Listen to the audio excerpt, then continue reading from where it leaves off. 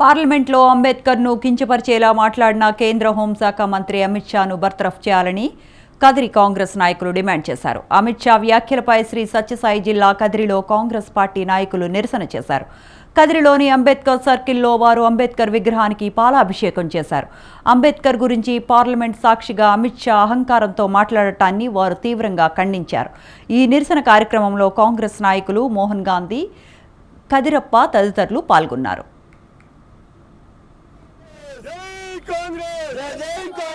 అంబేద్కర్ ఆశయాలను కొనసాగిద్దాం.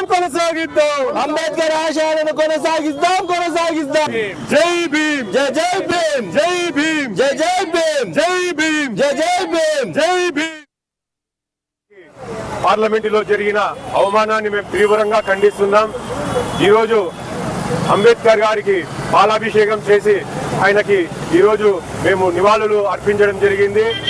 అలాగే పార్లమెంటులో అమిత్ షా గారు అంబేద్కర్ పైన చేసినటువంటి అనుచిత వ్యాఖ్యలు మేము తీవ్రంగా ఖండిస్తున్నాం.